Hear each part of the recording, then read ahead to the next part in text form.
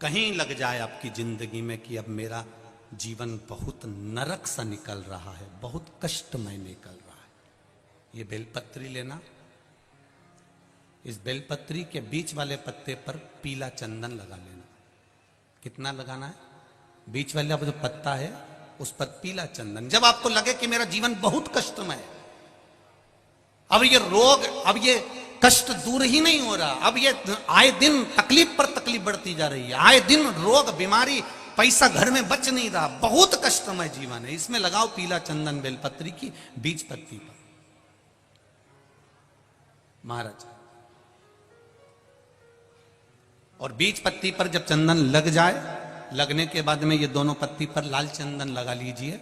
इन दोनों पत्ती के बीच में जो डंडी का भाग होता है, आपको कहा था, आपको स्मरण में होगा शायद, हमने जब बेलपत्री की महत्वता बताई थी तो उस बेलपत्री की महत्वता में कहा था ब्रह्मा विष्णु महेश ये तीन हैं, बोला था। बीच में ये बड़ी पत्ती से लेकर जो दो पत्तियां होती हैं, इनके बीच में जो जगह बचती है, इसमें मां पार्वती के 64 योगनियां, मां पार्वती अपनी पूर्ण सिद्धि के साथ में जितनी भी देवी के स्वरूप हैं, वो माता 64 योगनियां देवी के स्वरूप में यहां पर विराजमान होती हैं। दो पत्ती के नीचे से जो डंडी होती है नीचे तक, ये पूरी डंडी में 33 कोटि देवी देवताओं विराजमान होते हैं इस पूरी डंडी के अंदर। तो ये बीच वाली पत्ती है, ये जो बीच वाली पत्ती का जो भाग होता है, इस पत्ती के भाग में शहद का प्रयोग कर कर, यहां पीला चंदन, लाल चंदन, लाल चंदन, शहद का प्रयोग कर कर, इसी तरह से पकड़कर ये बेलपत्री की जो डंडी है वो अशुक सुंदरी पर जब आप समर्पित करें तो जहां से जल बहता है उस ओर पर इस पत्ती को चढ़ाकर केवल आपके हृदय की बात कहकर देवाधिदेव महादेव से कोई भी शिव जी का मंत्र, पंचाक्षर नमः शिवाय, षडाक्षर ओम नमः शिवाय, श्री शिवाय नमस्तुभ्यम, या महामृत्युंजय मंत्र, जो शिव का मंत्र हो आपके पास में, उसको बोलते हुए देवाधिदेव महादेव को धीरे धीरे जल की धार चढ़ाना प्रारंभ करो। जल की धार जब पूर्ण होने लगे, उसमें थोड़ा जल बचे, तब अशुक सुंदरी पर जो तुमने बेलपत्र चढ़ाई है वहां उस जलधार को चढ़ाए।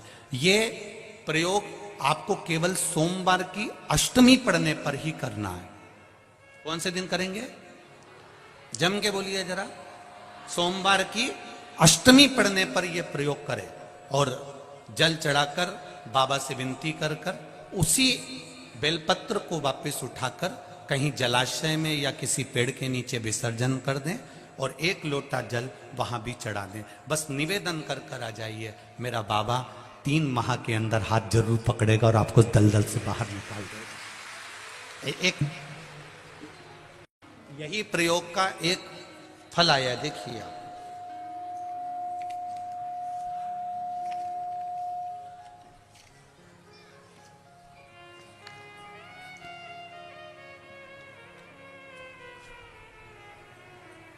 मैं आरती शुक्ला कानपुर से हूं, गुमरी नंबर 5, गुमठी नंबर 5। भोले बाबा की भक्ति का मैं क्या बखान करूं गुरुदेव, कहीं बैठी होंगी तो स्मरण कर रही होंगी। मेरे पास कोई शब्द नहीं है गुरुदेव। 2021 में मेरा लड़का दोस्तों की संगत में आ गया और 302 में अंदर चले गया, जेल गया। 11 महीने वो अंदर रहा जेल। गुरुदेव, मैं क्या बखान करूं, उसके लिए हमने पूर्ण प्रयास करा पर वो उसकी रिहाई नहीं हुई। तभी पता चला कि एक कागज अगर मिल जाए, जो कागज अदालत में मांगा गया है और 15 दिन दिए गए, अगर वो कागज मिल जाता है तो मेरा बच्चा छूट सकता है। अब उस कागज को पाने के लिए हमने पूरी मशक्कत कर दी पर वो कागज नहीं मिला गुरुदेव।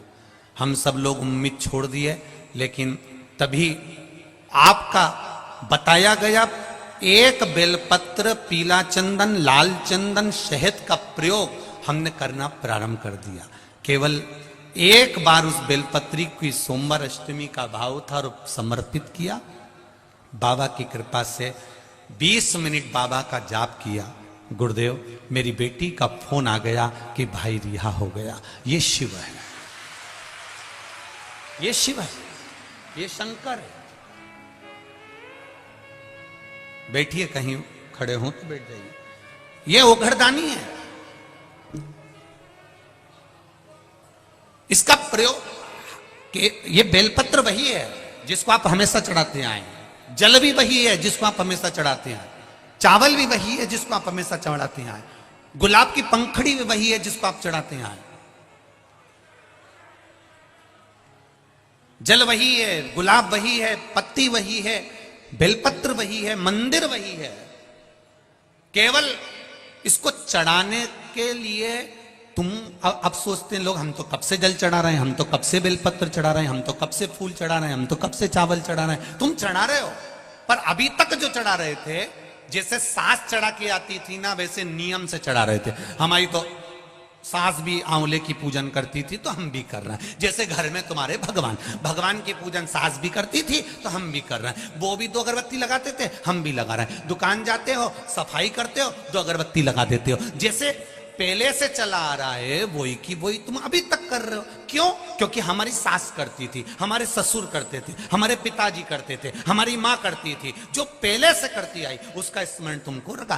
तुम विश्वास रखकर नहीं कर रहे हो, तुम ये कर रहे हो कि हमारे यहां से तो पहले से चले आ रहे हैं, हम तो पहले से करते आ रहे हैं, हम तो पहले से मंदिर जा रहे हैं। ये तुम एक नियम बनाकर कर रहे थे कि हमारे पूर्वज करते आए हैं तो हमको करना है। पर अब तुम जो जल चढ़ा रहे हो, अब तुम जो बेलपत्री चढ़ा रहे हो, अब तुम जो चावल चढ़ा रहे हो, अब तुम जो धतूरा चढ़ा रहे हो, अब तुम जो पुष्प चढ़ा रहे हो, उसको चढ़ाने में तुम्हारा पूर्व का समय भूल गए। अब तुम्हारा विश्वास अंदर से जाग गया कि मैं ये चढ़ाऊंगी तो मेरा महादेव मेरे लिए तत्पर खड़ा। अब गया समय, अब तुम्हारा विश्वास जागृत हो गया। अब विश्वास की जागृतता आ गई, अब विश्वास की प्रबलता आ गई, अब विश्वास जागृत हो गया, भरोसा दृढ़ हो गया। और जब भरोसा दृढ़ हुआ, विश्वास जागृत हुआ, तब परमात्मा को मिलने में देरी नहीं हुई। और अच्छे से समझो इस बात को, हमने शिव पर विश्वास नहीं करा तब तक ये मन भटकता रहा। किसी ने बताया वहां चले जाओ, वहां से ये काम हो जाएगा, वहां चले जाओ, वहां से ये काम हो जाएगा, वहां चले जाओ, वहां से ये काम हो जाएगा, वहां चले जाओ, वहां से ये काम हो जाएगा। अपन भटकते रहे। कोई कहता काल सर्प दोष है, कोई कहता वास्तु दोष है, कोई कहता पितृ दोष है, कोई कहता ये दोष है, कोई कहता वह दोष है। हमने जिंदगी भर सारे दोष निकाले, पर हम ये नहीं निकाले कि हमारे कर्म में क्या दोष है। हमने वास्तु दोष की पूजन कराई, पितृ दोष की पूजन कराई, काल सर्प दोष की पूजन कराई, पर अपना दोष भी तो मिटाओ कि हम पूर्व में जो कर आए हैं वो कटेगा कैसे। मकान का सीढ़ियां यहां से बनाओ, बाथरूम तोड़ो यहां से बनाओ, रसोई घर उधर बनाओ। हमने पूरा तोड़ दिया, उसके बाद भी सुख नहीं आया। हमने 4 बार जाकर पितरों की पूजन करा दी तो भी सुख नहीं आया। हमने काल सर्प दोष की पूजन करा दी तो भी सुख नहीं आया। फिर वो सुख क्यों नहीं मिल रहा? उसका एक कारण है, ये सब दोष तो बाद में है। पहले हमने पूर्व में जो कर्म करा था, किसी का दिल दुखाया होगा, किसी को कष्ट दिया होगा, वो दोष जो हमारे कर्म में लिखा हुआ है वो कोई पूजन से नहीं कटेगा, बस केवल कटेगा तो आपके भजन से कटेगा। आप करो भगवान की भक्ति। आप जितना भगवान का भजन करोगे, आप जितना कीर्तन करोगे, आपको स्वयं को करना पड़ेगा। मैं खाऊंगा मेरा पेट भराएगा, ये खाएंगे इनका पेट भराएगा, आप खाओगे आपका पेट भराएगा। भगवान की पूजन में तुम्हारा टच चल सकता है। पति पूजन करेगा, पत्नी टच करके बैठी रहेगी, ये तुम्हारी भगवान के पूजन में चल सकता है, पर कर्म काटने में टच नहीं चलता।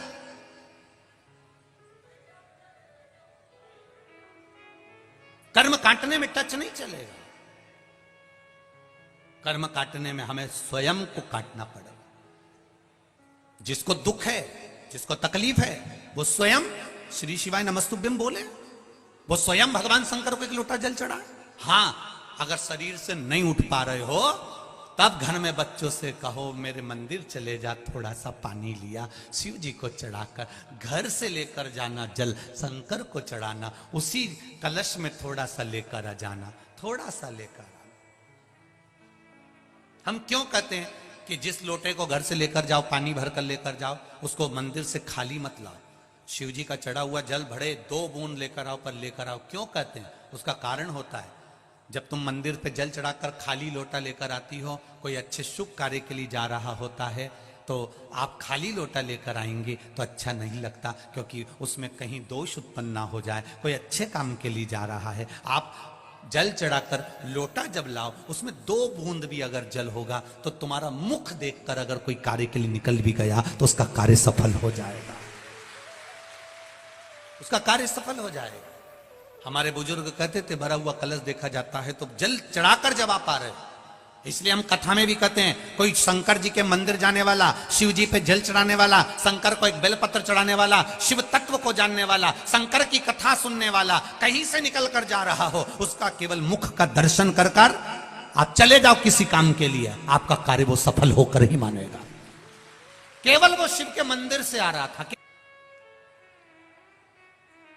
वो केवल थोड़े दिन की दूल्हा दुल्हन का अकड़ है। पर शिव महापुराण की कथा कहती है, जो शंकर के मंदिर जाता है, शिव के द्वार जाता है, रोज प्रतिदिन शंकर के मंदिर में जाकर एक लोटा जल चढ़ाता है, या उसकी चौखट का दीदार कर कर दर्शन कर कर चला जाता है, वो उसको अकड़ नहीं रहती। वो शंकर का जो भस्म शिव के शरीर पर रहती है, वो भस्म की चमक उसके चेहरे पर जीवन भर रहती है, जीवन।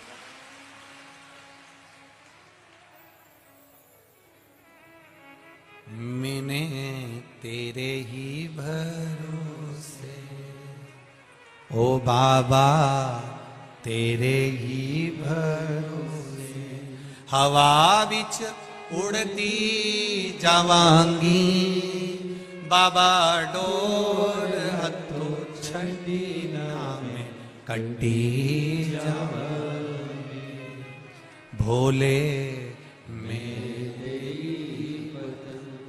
शंभो हवा बिच उड़ती जावांगी, बाबा डोर हथो छड़ी ना में कट्टी जावांगी। भगवान शिव की कथा कर, आपका विश्वास जागृत हुआ है। अब आप पुरातन समय के अनुसार, मेरी सास जल चढ़ाती थी वो नहीं, अब आप जल चढ़ा रहे हैं तो उसमें आपका विश्वास है कि मैं शंकर को जल चढ़ाऊंगी, बाबा मेरी सुनेगा। मेरा पिता, मेरा बाबा अभी बैठा है।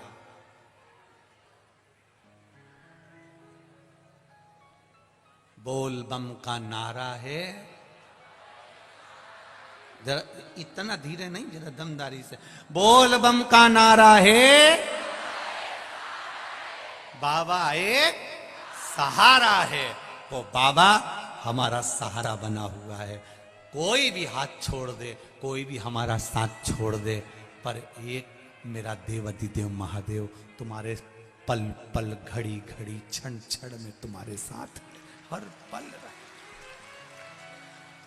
और फिर कह रहा हूं, इस व्यासपीठ से दिल से कहकर जा रहा हूं, आपने दिल से सुना है। दिल का तू किनारा मेरी नैया का तू किनारा। आपका विश्वास जागृत करिए, आपका भरोसा जागृत करिए, आपकी दृढ़ता जागृत करिए। जब जागृत हो जाएगी तब सुख अपने आप आ जाए। मंदिर जाते हो आप लोग, सब जाते हो? विश्वास रखकर जाना, भरोसा रखकर जाना। जब घर से जल लेकर जाओ ना, जब घर से जल लेकर जाओ, तब मटके में से जब पानी भरो, लोटे में से पानी भरो, नल में से जब पानी भरो, तुम जब घर से जल लेकर जाओ, लोटे में से पानी भरो, नल में से जब पानी भरो, तुम जब घर से जल लेकर जाओ, तो तुम्हारे भीतर एक विश्वास होना चाहिए, मैं अपने बाबा से मिलने जा रही हूं। अपने घर का दुख, दर्द, तकलीफ, मेरे मन की बात मैं बाबा से कहने जा रही हूं। अगर तू नहीं सुनेगा तो सुनेगा कौन? कौन सुने?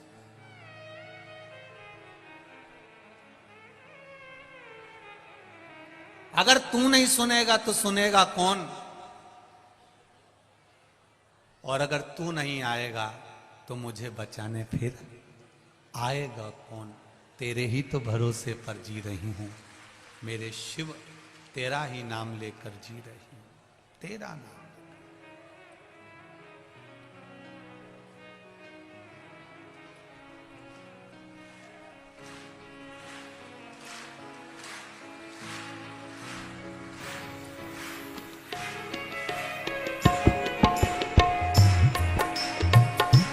सुन के भक्तों की पुकार हो के नंदी पे सवार, सुन के भक्तों की पुकार हो के नंदी पे सवार, काशी नगरी से आया मेरा भोलेनाथ। सुन के भक्तों की पुकार हो के नंदी पे सवार, काशी नगरी से। सब गाइए।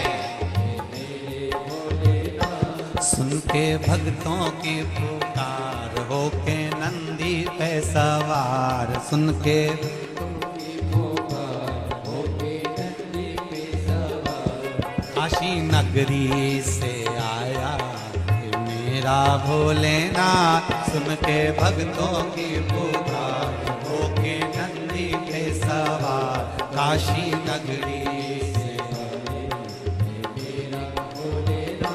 काशी नगरी से आया है मेरा भोलेनाथ। काशी नगरी से आया है मेरा भोलेनाथ। जय हो।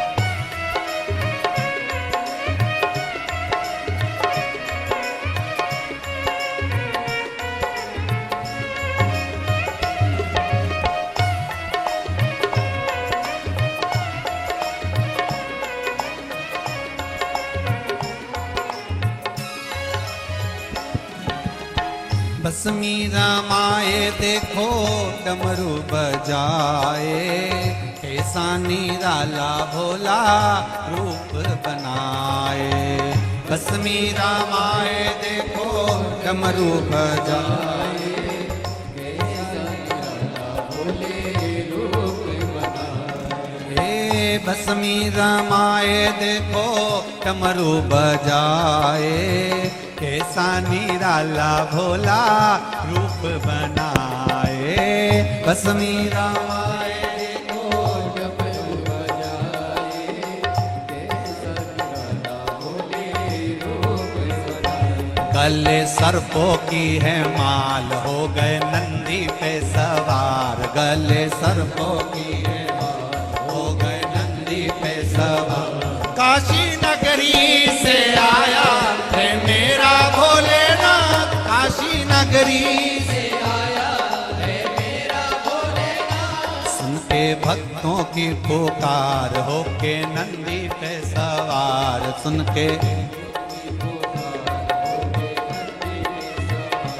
काशी नगरी से आया है मेरा भोलेनाथ। सुन के भक्तों की पुकार, होके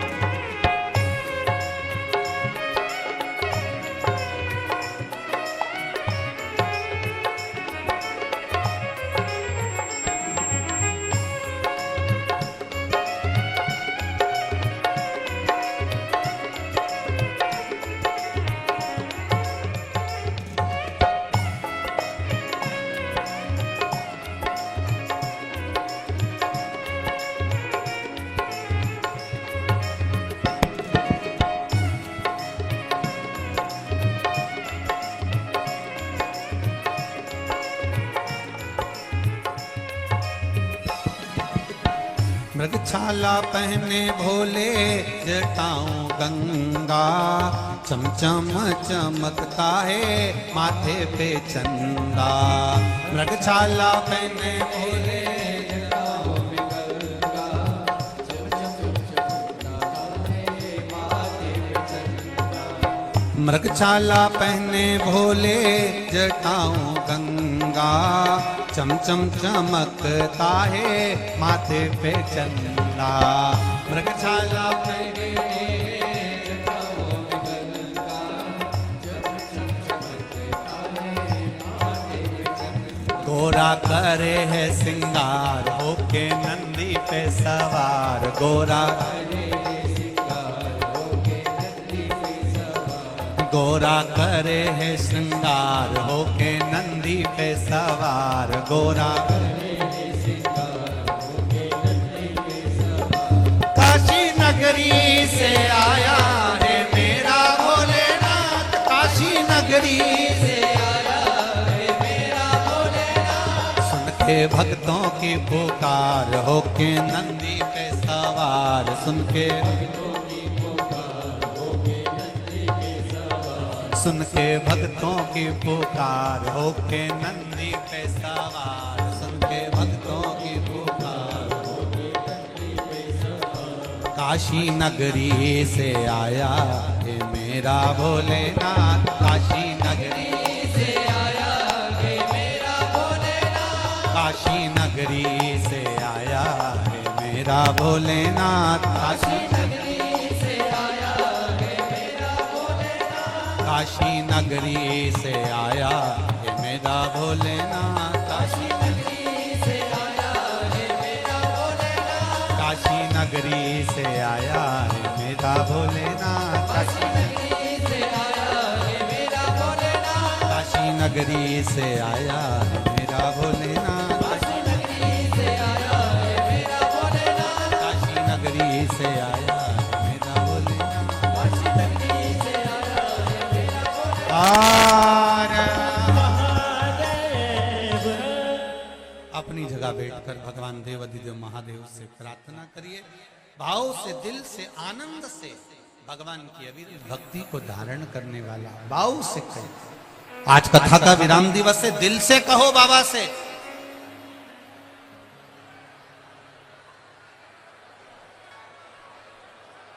भगवान से दिल से कहो, हम तुम्हारे हैं और तुम हमारे। श्री शिवाय नमस्तो, श्री शिवाय नमस्तु, श्री शिवाय नमस्तु, श्री शिवाय नमस्तु, श्री शिवाय नमस्तु। भोला सब दुख काटो ओ भोला सब दुख काटो, शिव शंकर जपो तेरी माला, भोले बाबा जपो तेरी माला, भोला सब दुख काटो ओ भोला सब दुख काटो। वेश है मंगल मंगलकारी, वेश है मंगल मंगलकारी, शमशान वासी हमारा, शमशान वासी हमारा, ओ भोला सब दुख काटो ओ भोला सब दुख काटो। भगवान शिव से करो प्रार्थना,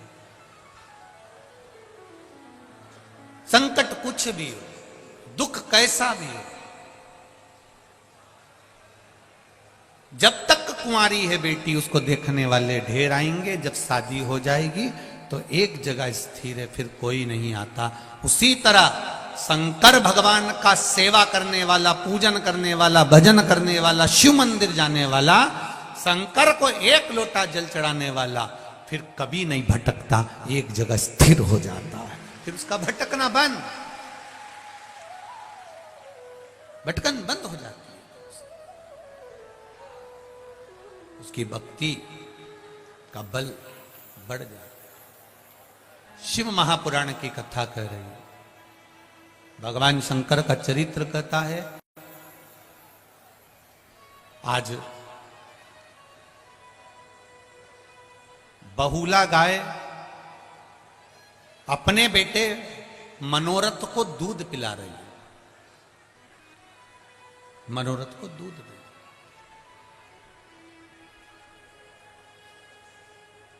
जब बहुला गाय अपने बेटे मनोरथ को दूध पिलाती है, बहुला गाय जब अपने पुत्र मनोरथ को दूध पिला रही होती है, तब मनोरथ को दूध पिलाते पिलाते पिलाते पिलाते मुंह में फेन आ जाता है। बछड़ा जब दूध पीता है ना, आप दर्शन करिएगा, जब जिनके यहां गाय होगी, बछड़ा जब दूध पीता है तो उसके मुंह में थोड़ा साइड में फेन हो जाता है। जब मनोरथ के मुख में फेन आया, वो फेन उड़ा, उड़कर शिवजी जहां पर तप कर रहे थे, साधना में लीन थे, वहां पर वो फेन चला गया।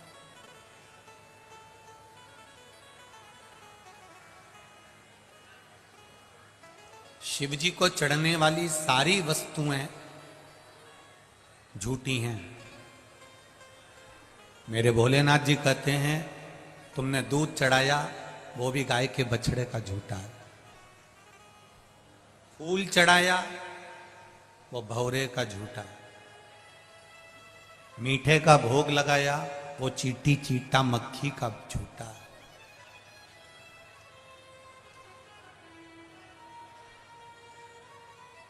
सब झूठा। जल चढ़ाया वो मछली का झूठा है। जितनी भी वस्तु हम भगवान शंकर को दे रहे हैं वो सब झूठी है।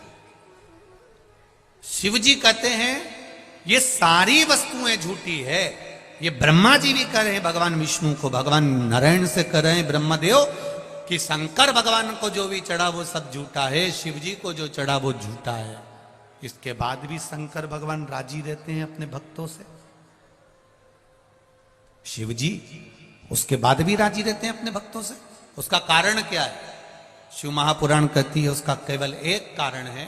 शंकर भगवान ने ब्रह्मा जी से कहा, ब्रह्मदेव तुम कहते हो कि मुझे चढ़ी हुई सारी वस्तु झूठी है, पर एक बात शंकर भगवान ने ब्रह्मा जी से कह दिया, जल झूठा है, दूध झूठा है, फूल झूठा है, मिष्ठान झूठा है, मैं मानता हूं सब झूठा है, पर जो मुझे चढ़ाने आया है उसका दिल सच्चा है, जो मुझे समर्पित करने आया है उसका आत्मा, उसका मन, उसका चित्त सच्चा, उसका हृदय सच्चा। अब आप लोग अगर आए हो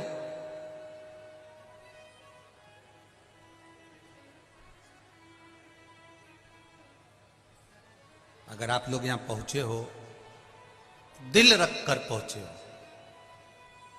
यहां कुछ भगवान ये नहीं देख रहा है कि तुम क्या लेकर आए हो, भगवान ये देख रहा है कि तुम निर्मल मन सो मोही आवा, मोही छल छिद्र कपट ना। मुझे निर्मल मन चाहिए,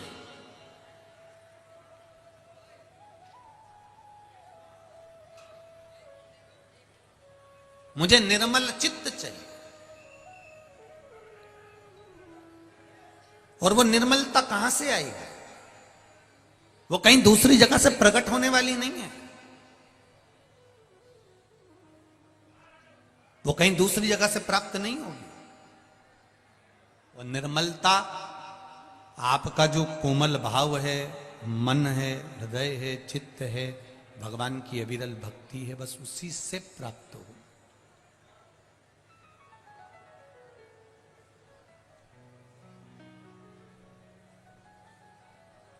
वो निश्चित है।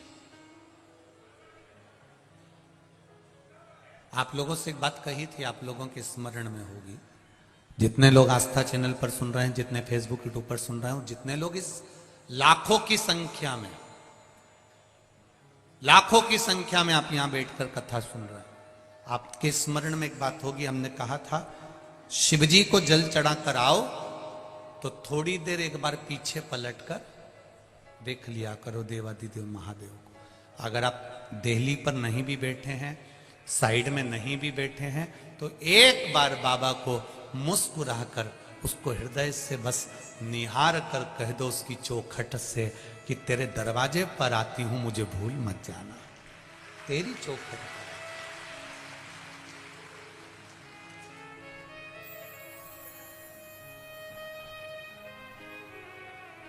मुझे भूलना नहीं।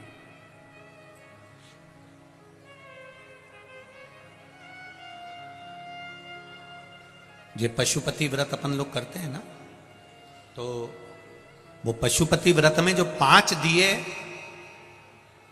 शंकर जी के मंदिर में जब अपन रखते हैं, 6 दिए, उसमें से रखेंगे 6 दिए, आप जमीन पे आपको रखना पड़ेंगे 6 दिए, जलाना पड़ेंगे 5, भोग लगेगा 3 हिस्से में, 2 हिस्से मंदिर में छूटेंगे, 5 दिए मंदिर में छूटेंगे, 1 हिस्सा थाली में रखाएगा। जो दिया तुमने लगाया नहीं है, जलाया नहीं है, वो भी थाली में रखाएगा। पूजन करने के बाद जब अपने घर में आते हैं, घर के अंदर प्रवेश करते समय सीधे हाथ पर, अंदर नहीं, घर के बाहर सीधे हाथ पर उस दिए को जलाया जाता है। कौन से नंबर का दिया? जम के बोलो जरा। छठे नंबर का दिया। क्यों जलाते हैं उसको? उसका कारण क्या है? अगर आप शिव महापुराण पढ़ेंगे और गीता प्रेस गोरखपुर की शिव महापुराण को निकालेंगे, या स्कंद पुराण पढ़ेंगे, लिंग पुराण पढ़ेंगे, या नर्मदा पुराण पढ़ेंगे, तो उसमें निकलता है कि पाशुपत्य व्रत की महत्वता, पाशुपत्य अस्त्र की महत्वता, पाशुपति अस्त्र की महत्वता, ये सब उसके अंतर्गत आ जाता है। उसका मतलब क्या होता है?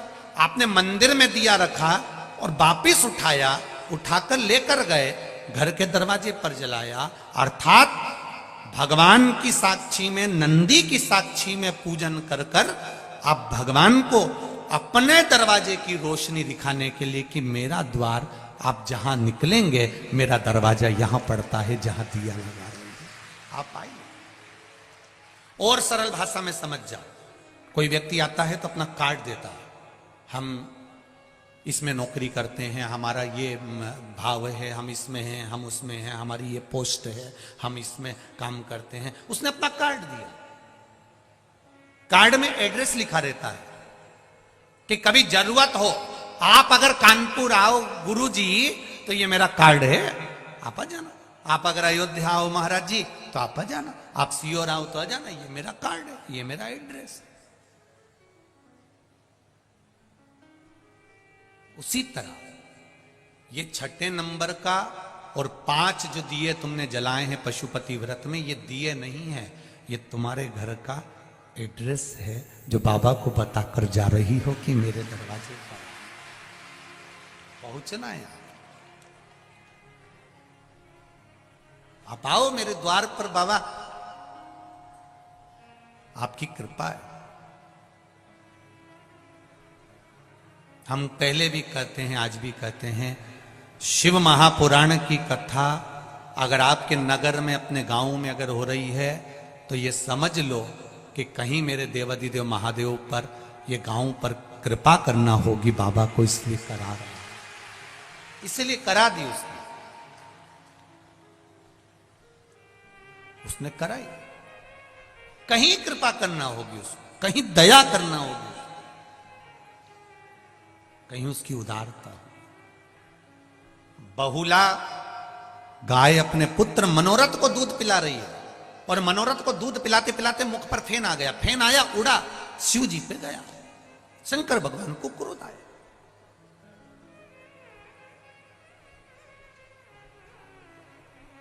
शिव जी को क्रोध आया तो शंकर भगवान ने मनोरथ को मारने के लिए त्रिशूल उठाया। इतने में बहुला गाय को लगा कि मेरा बेटा मर जाएगा, मेरा बेटा मर जाएगा।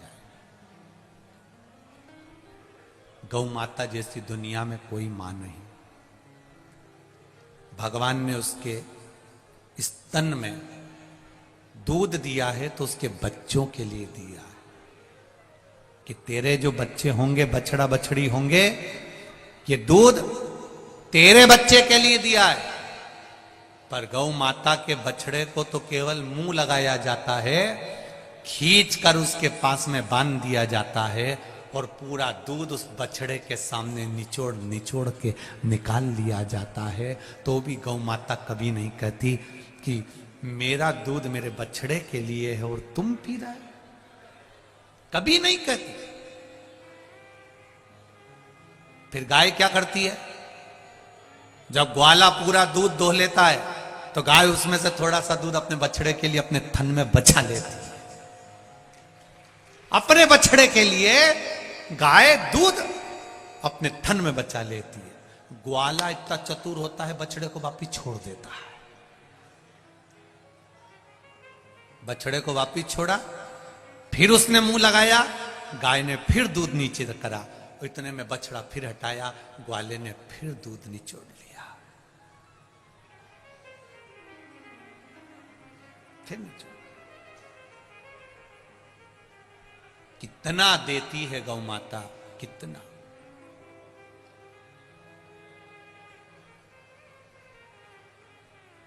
उसका देना सरल नहीं, कितना देती। उसके बाद भी हम उसको देते क्या है, क्या प्रदान करते हम उसको? एक बार रोटी देंगे, दूसरी बार आ जाएगी तो डंडा देंगे। हम क्या देते हैं उसको? कुछ नहीं। जो सुख देना है वो हम दे नहीं पाए। शिव कथा कह रही है, बहुला ने देखा मेरे बेटे को मार रहा है। शंकर भगवान को तेज श्वास लिया और श्वास लेकर बहुला गाय अपने शिव जी को निगल गई, अपने पेट में रख लिया।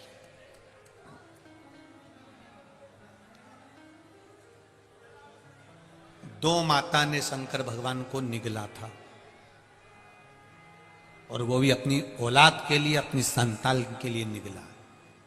बहुला गाय शिवजी को निगली तो अपनी औलाद के लिए, अपनी संतान के लिए है। और पार्वती मैया भी भगवान शंकर को निगल गई थी केवल अपनी संतान के लिए,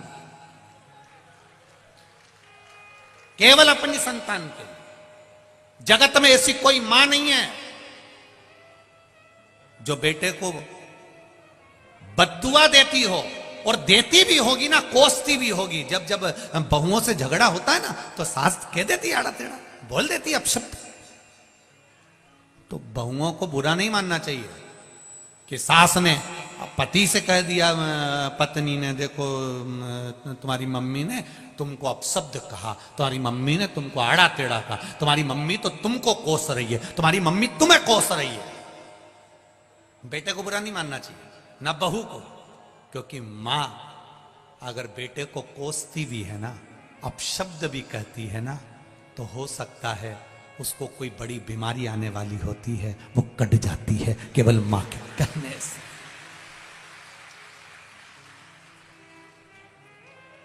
क्या यशोदा मैया लाला को प्रेम नहीं करती थी जो छड़ी लेकर भागी? घर में इतना मक्खन होता था तो क्या लाला को क्यों नहीं देती थी? अपाच्य हो जाएगा, छड़ी लेकर भागी, इसको तकलीफ हो जाएगी। क्यों गलत काम करता है? छड़ी लेकर भाग रही, इसको बांध देती है। क्या यशोदा जी के हृदय में कृष्ण के प्रति प्रेम नहीं था? अपार प्रेम था, अपार। पर बच्चों का अहित नहीं चाहती थी। मेरा भी मेरी मां से निवेदन है, अपने बच्चे को खूब प्रेम करो, दिल से प्रेम करो। दुनिया के सारे तारे तोड़कर तुम अपनी औलाद को दे दो, मना नहीं है। पर एक निवेदन है, अपने बच्चों को तारों के साथ में संस्कार जरूर दे दो। देव तोड़ करता है, और उसके साथ में संस्कार दीजिए। अपने बच्चों को ज्ञान दीजिए, संस्कार दीजिए। उत्तम ज्ञान देने का प्रयास कीजिए कि मेरा बच्चा भी रोज मंदिर जाए। छोटे छोटे बच्चे स्कूल जाने से पहले उनके हाथ में लोटा पकड़ा दो, जाओ मंदिर जाओ, जल्दी आना, घर के पास में मंदिर है। और मेरा विश्वास कहता है, मैं कानपुर में ज्यादा आया नहीं हूं, पहली बार अपनी जिंदगी में पहली बार कानपुर आया हूं, जीवन में पहली बार। और मेरा विश्वास कहता है कि कानपुर में भी आप जितनी जगह से आए हो ना कथा सुनने के लिए, जहां जहां से आए हो, ये मेरा विश्वास कहता है, मुझे तो मालूम नहीं पर मेरा विश्वास कहता है कि जहां आप रहते होगे, आपके घर से कुछ कुछ दूरी पर, 50-500 मीटर की दूरी पर, या 1 किलोमीटर, या 200 मीटर, या 100 मीटर, या 4 घर छोड़ के, या 8 घर छोड़ के, आगे पीछे दाएं बाएं में कहीं ना कहीं शंकर का मंदिर तो जरूर होगा। ये मेरा दिल कहता है, ये मेरा हृदय कहता है, शिव मंदिर जरूर होगा। कहो बच्चों से, जा बेटा 1 लोटा पानी लेकर जा, जाओ जल लेकर। कल वहां दर्शन करने गए थे आनंदेश्वर, बहुत अच्छा लगा। वहां देखकर शिवजी की आराधना में नवयुवक बेटे, नवयुवक बेटियां, नवयुवक लड़के, नवयुवक बेटियां सब हाथ में लोटा ले लेकर, कोई अपने घर के लिए वापिस जा रही थी, कोई शिव मंदिर जा रही थी। देखकर इतनी प्रसन्नता हुई कि लोग अपने घर से लोटा लेकर आए हैं और जल चढ़ाकर जा रहे हैं। इसकी प्रसन्नता है। नमन करता हूं मैं कानपुर की इस भूमि को, और यहाँ के विद्वत जन को, यहाँ के ब्राह्मण जन को, यहाँ के आचार्यों को, यहाँ की पीठों को, और यहाँ के रहने वाले एक छोटे से छोटे झाड़ू लगाने वाले तक को मैं प्रणाम करता हूं। बड़ी प्रबलता है, बड़ी प्रबलता। ये अविरल भक्ति है।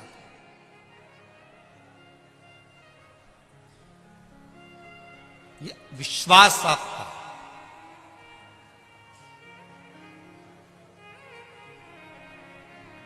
मर्यादा आपकी, आपका भरोसा, आपकी दृढ़ता शिव के प्रति है।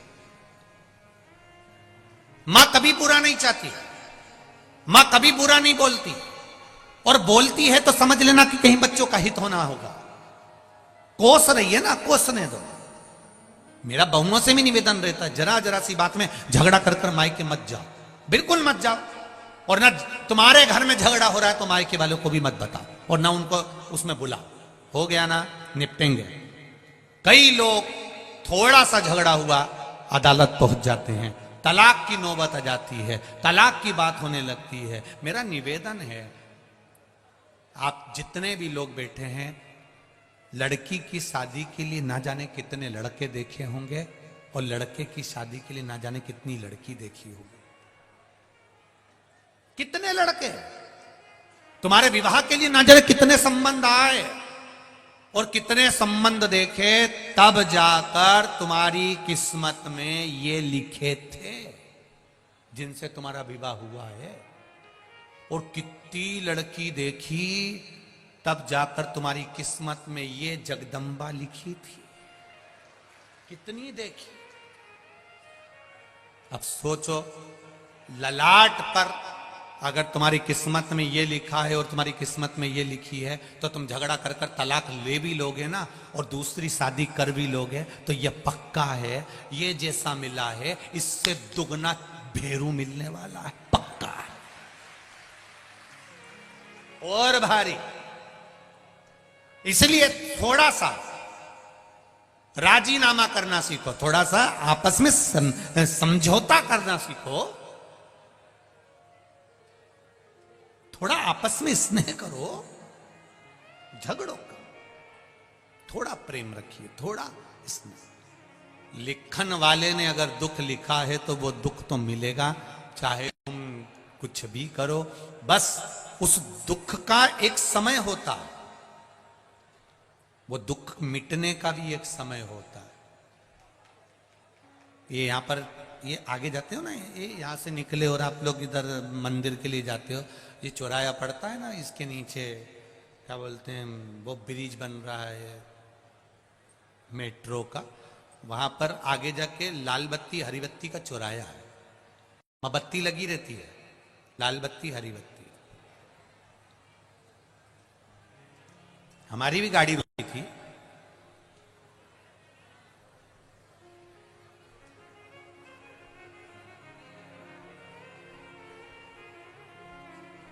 लाल बत्ती हुई, थोड़ा बोलो बोलो, रुक जाओ, हरी हो गई, चल दो। जैसे लाल बत्ती और हरी बत्ती होती है, थोड़ा सा रुक जाओगे, थोड़ा स्पीड स्लो कर लोगे, थोड़ा सा रुकोगे, उसमें तुम्हारा लाभ है। आगे जाओगे तो ट्रैफिक जाम नहीं मिलेगा। इसलिए लाल बत्ती हरी बत्ती होती है। हमें बुरा जरूर लगता है कि ट्रैफिक वाले ने रोक दिया, पुलिस वाले ने रोक दिया, पर समझो बत्ती लाल है, थोड़ा रुक जाओ, तुम्हारी भलाई के लिए रोका है कि आगे जाओगे तो रास्ता क्लियर मिलेगा। हरी बत्ती आई, तुरंत दौड़कर चले जाओ, रास्ता क्लियर है, आगे बढ़ जाओ।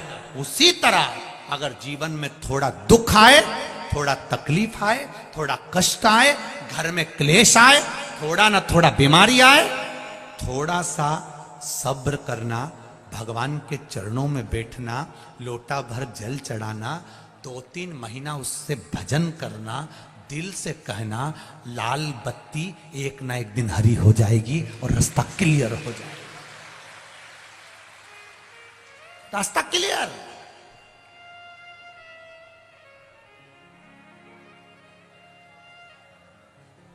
थोड़ा रुको। पर आज के जमाने में तो लोगों को तुरंत निर्णय चाहिए, तुरंत। बस मैंने जल चढ़ाया और मेरा रिजल्ट आना चाहिए, मैंने बेलपत्री चढ़ाई, मेरा काम होना चाहिए।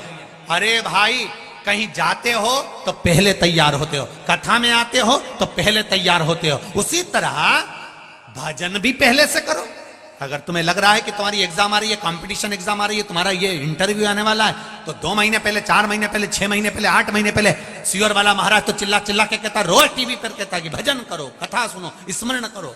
कथा सुनने का भी समय नहीं मिले तो 1 लोटा जल चढ़ाओ। मत सुनो कथा भी, 1 लोटा जल तो चढ़ाओ। थोड़ा तैयारी पहले से करो। जैसे एग्जाम देने की तैयारी पहले से करते हो, इंटरव्यू देने की तैयारी पहले से करते हो, उसी तरह भगवान के मंदिर जाने पर भी तुम्हें 1 लोटा पहले से जल चढ़ाते हुए, बेलपत्र चढ़ाते हुए चलोगे, निश्चित है वो हरी बत्ती कर ही देगा और तुझे पार लगा ही देगा, ये निश्चित है।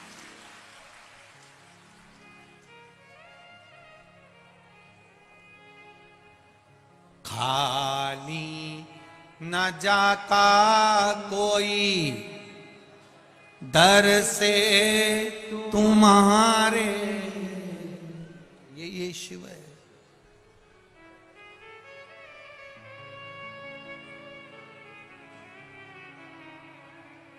भगवान विष्णु के मंदिर में जाइए, लक्ष्मी जी बैठी हैं साथ में,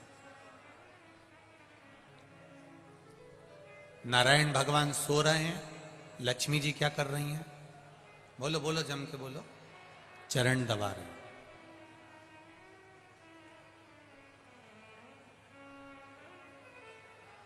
ब्रह्मा जी के यहां जाइए, ब्रह्माणी माला लेकर बैठी हुई हैं, बीणा बजा रही।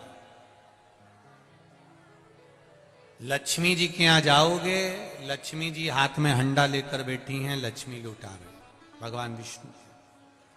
पर शंकर भगवान के यहां जाओगे तो माता पार्वती एकदम फिरी बैठी है, हाथ जोड़ के एकदम। इनके हाथ में ना बीणा है, ना कोई हंडा है, ना कोई घड़ा है।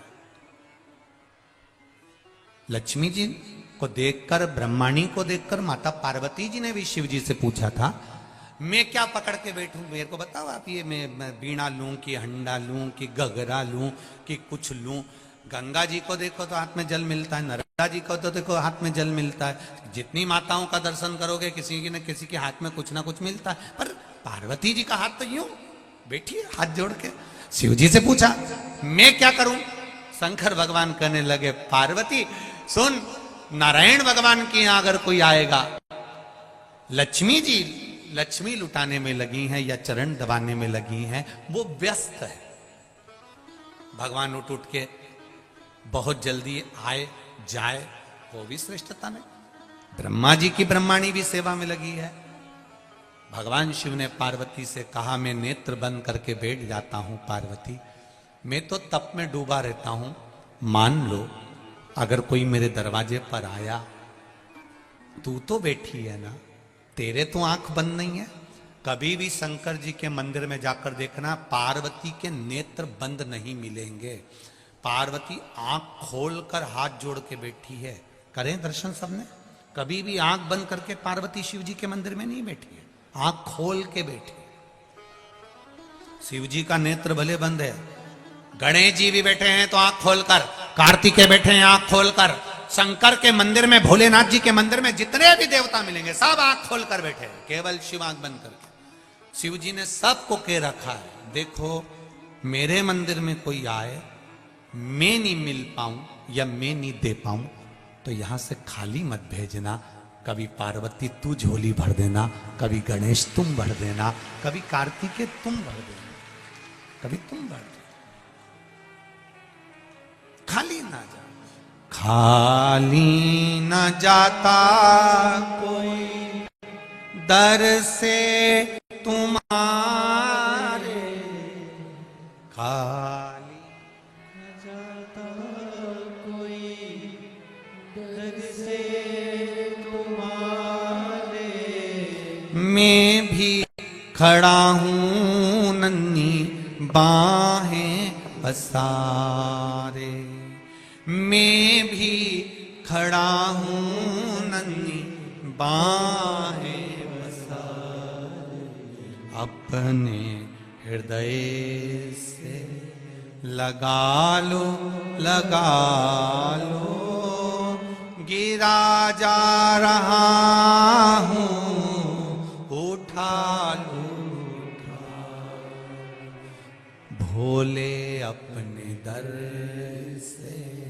अब तो न टालो, गिरा जा रहा हूं, उठा लो,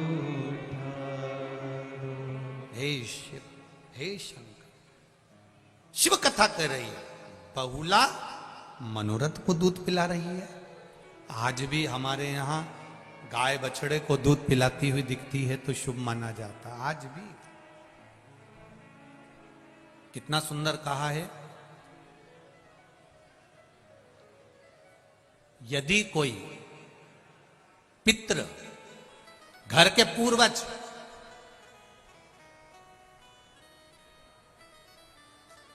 घर के बुजुर्ग, घर के बूढ़े, भविष्य पुराण कर रही है, अगर घर का बुजुर्ग, घर के बूढ़े, घर के पितृ जो चले गए, सपने में दिख रहा है, और कहां दिख रहा है, आप सो रहे हैं और आपके सिर के पास आपके बुजुर्ग खड़े हैं, आपके पितृ खड़े हैं, आपके घर के वृद्ध लोग खड़े हैं, ये आपको सपने में दिख रहा है, तो समझ लेना जरूर 15 से 20 दिन के अंदर मेरे यहां कोई खुशखबरी आने वाली है, निश्चित है कोई खुशखबरी मिलने वाली है। ये हमारे यहां भविष्य पुराण कहती है। और यदि वही पितृ, वही पूर्वज, वही घर के बूढ़े, वही बुजुर्ग हमारे पांव के पास स्वप्न में नजर आ रहे हैं कि मेरे पांव के पास बैठे हैं, समझ लेना कि घर में किसी ना किसी को एक बड़ी बीमारी जरूर घेरने वाली है, कोई रोग आने वाला। और वही पितृ, वही पूर्वज, वही पितर, वही घर के बुजुर्ग, वही बुढ़े, वही बूढ़े जो मर चुके हैं, वो तुम्हारे सपने में अचानक आए और आकर तुरंत चले जाएं, तो भी समझ लेना कि कोई कष्ट आने वाला था, पर वो ज्यादा समय टिकेगा नहीं, तुरंत चले जाएगा, ये निश्चित। फिर वर्णन किया भविष्य पुराण में, मान लो घर के बुजुर्ग, घर के पितर, मरे हुए व्यक्ति जो मर चुके हैं, वो सपने में आपको नजर आ रहे हैं और लगता है कि हमारे घर की दीवार पर बैठे हैं या पेड़ पर बैठे हैं या वृक्ष पर बैठे हैं, स्वप्न में आप उनको ऊपर बैठा हुआ देख रहे हो, तो समझ लेना कि कहीं ना कहीं हमारे बच्चों की तरक्की का योग बन गया है, और बच्चों का या तो विवाह होगा या उसकी नौकरी लगेगी, या तो तरक्की हो रही है, या विवाह होगा या नौकरी लगेगी, निश्चित है। ये भविष्य पुराण का, हमारी पुराणों में बहुत कुछ लिखा है कि आप अगर केवल पुराणों का स्मरण कर लें, केवल पुराणों को अगर पढ़ लें, तो जीवन की सार्थक। हमसे कई लोग कई प्रश्न करते हैं, आप जो बताते हो वो क्या शिव पुराण में है? हम कहते हैं एक बार दिल से गीता प्रेस गोरखपुर की शिव पुराण लीजिए और आराम से बैठकर पढ़िए, एक एक शब्द पढ़ना कि काली मिर्च क्यों चढ़ती है, बेलपत्र क्यों चढ़ती है, दुर्वा का प्रयोग कब होता है, सफेद दुर्वा का प्रयोग कब होता है, भगवान को भस्म किस समय चढ़ाई जाती है, भस्म भी कितने प्रकार की होती है, भस्म का स्वरूप कितना होता है, त्रिपुंड लगाते समय ये 2 उंगली का प्रयोग करने के बाद आखिरी उंगली नीचे क्यों खींची जाती है। तुम तो मंदिर में गए, चंदन लिया, 3 उंगली खींच कर आ गए।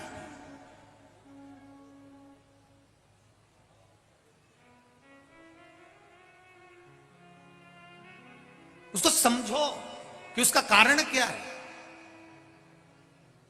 2 उंगलियां खींचने के बाद 1 उंगली का चंदन नीचे जब तीसरी उंगली से आता है, तो हम नीचे, कितने भी नीचे अगर खड्डे में भी जा रहे हैं और कर्जे में भी जा रहे हैं, नीचे की उंगली अगर हमने बाद में लगाई है, तो हमें ऊपर उन्नति की सीढ़ी पर महादेव चढ़ा ही देता है। ये निश्चितता है त्रिपुंड लगाने की, ये त्रिपुंड लगाने की निश्चितता है हमारी।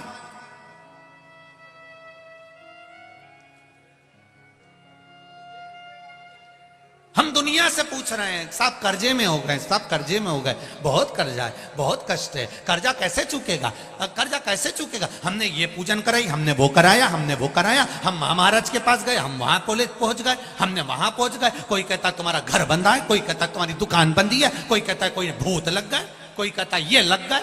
कुछ नहीं लगा, ये कर्म की गति है, कर्म की गति। ये मेरे भाई लोग बैठे हैं, इनको मालूम होगा, एक एक ऐसी सील आती है, सील ऐसी मोहर, उसमें उल्टा लिखा होता है, पर कॉपी पे ठोको तो सीधा दिखता है। उसी तरह महादेव के मंदिर में जब जाओ, कुछ चीजें बड़ी विचित्र होती है। शंकर जी के मंदिर में पलट कर देखना, शिव जी के मंदिर में अपना मस्तक रखना। मस्तक इसलिए रखा जाता है कि कहीं कुछ उल्टा लिखा हो और कर्जा मर्जा लिखा हो तो नीचे झुकाऊंगा तो सीधा हो जाएगा, सील लगेगी तो सीधी होगी।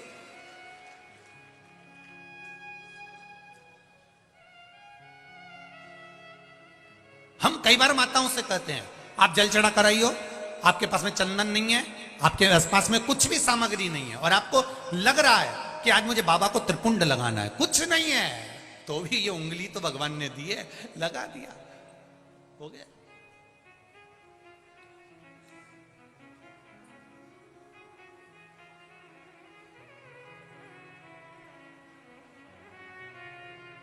कभी कभी अपने को हासिल का मानना पड़ता है। हम जब अपन लोग मैथ की पढ़ाई करते हैं, गणित की पढ़ाई करते हैं, और यहाँ पर 9 रहते हैं और नीचे माइनस करने के लिए 10 रहते हैं, तो फिर अपन को एक मानना पड़ता है कि एक इसमें मान लो, तो 9 के आगे एक मान लिया तो कितने हो गए, जम के बोलो 19, और 19 में से 10 गए तो 9 बचे। अपन ने एक माना।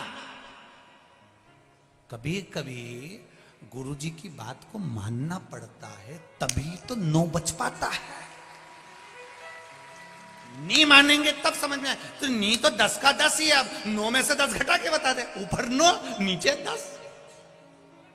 एक मानना पड़ेगा कि हमारा शंकर हमारी सुनता है, मेरा शिव मेरी मानता, ये 9 एक मानना पड़ेगा, एक मानना पड़ेगा।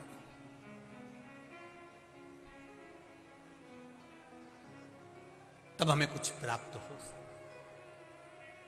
फिर वही बात आ गई, मानो तो मैं गंगा मां हूं, ना मानो तो बहता पानी। जिसने गंगा मां को पहचान लिया वो दूर दूर से कानपुर में गंगा नहाने आता है, और जिसने नहीं माना वो कानपुर में रहने के बाद भी गंगा नहाने ही नहीं जाता है। जिसने माना वो माना, जो नहीं माना नहीं माना। लोग मकर संक्रांति पर, शिवरात्रि पर, सावन महीने में दूर दूर से आके गंगा नहा रहे, और अपन किसी ने पूछा क्यों जी तुम गंगा नहाया? बहुत भीड़ रहती है, बहुत भीड़ है। अब इतनी भीड़ में गंगा नहाने जाओ हम तो बाद में नहा लेंगे, और उससे पहले निपट गई तो मान लो तुमने कहा बहुत भीड़ है अपन बाद में नहा लेंगे, तो अब नहाने का इंतजार करो, उससे पहले प्राण छूट गया तो फिर कहा जाएगी। अंत समय प्रभु आना पड़ेगा, वचन दिया आए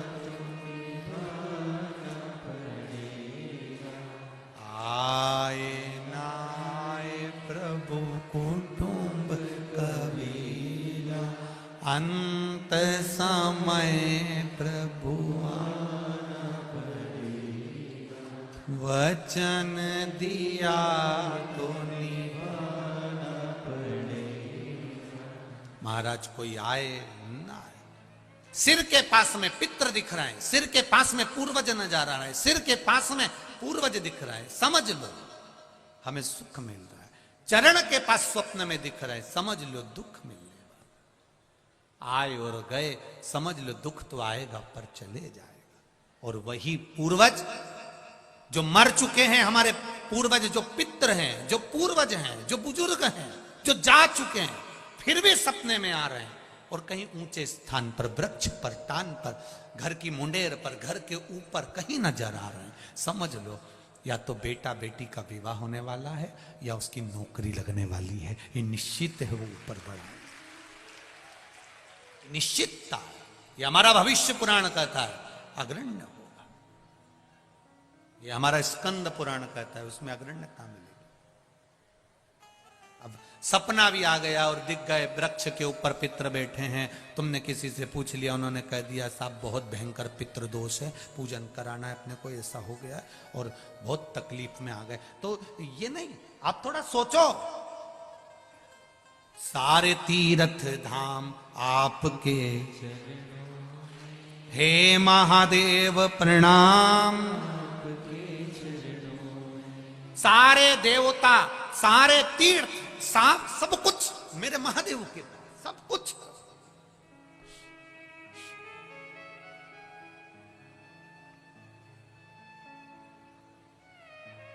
सब कुछ है उसके, तो संभाल लेता है, बस आप दिल से जानो। राहु, केतु, चंद्र, मंगल, शनि, शुक्र, बुध, ये सारे जितने भी ग्रह हैं ना, इनकी एक एक की कथा लिखी है शिव महापुराण में। चंद्र को भगवान ने काया के रोग से मुक्त करा, सिर पे आके बैठ गया। चंद्र सिर पर आकर बैठा,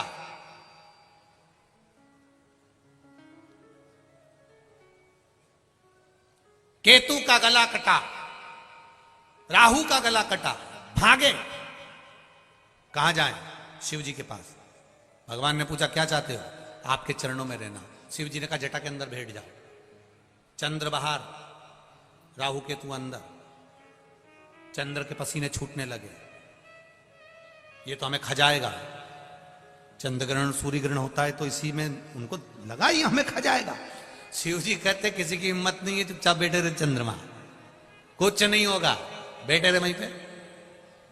चंद्रमा बैठा, अंदर राहु केतु बैठे हुए। थोड़ी देर बाद पृथ्वी का पुत्र मंगल आ गया। प्रभु क्या हुआ?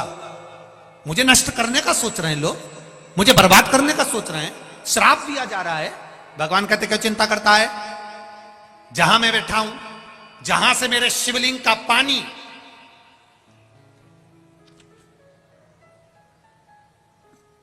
मान लो ये शिवलिंग, जहां से जल गिर रहा है, जहां से शिवलिंग का पानी नीचे गिरे, और नीचे गिरे जहां से पानी बस मुड़ेगा, मंगल तो उस जगह पर बैठा मिलेगा।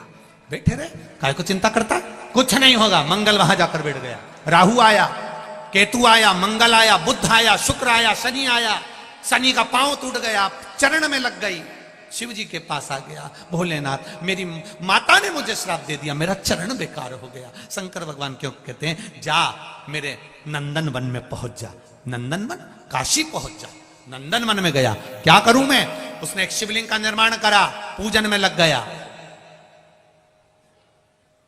सोमनाथ जी का शिवलिंग चंद्रदेव ने बनाया था, तो काशी विश्वनाथ का शिवलिंग का निर्माण शनि महाराज ने किया था। शनि ने कर दिया, पूजन करी। बाबा मेरा पांव तो टूट गया, सही कैसे होगा? शंकर भगवान कहते चिंता मत कर शनि महाराज, चिंता मत करो, तुम्हारा पांव ठीक होगा। थोड़ी पांव में लचक रहेगी पर पांव ठीक हो जाएगा। मैं बैठा, तुमने शिवलिंग का निर्माण करा, पूजन करे। गुरु पूजन करे, बृहस्पति आनंद में पूजन कर रहे हैं, शनि कर रहे हैं, राहु कर रहे हैं, केतु कर रहे हैं। सारे देवी देवता वहां शंकर के पास में निवास कर रहे हैं, सेवा कर रहे हैं, और हम उससे वंचित रह जाएं और सोचें कि सारे ग्रह मेरे सुधर जाएंगे।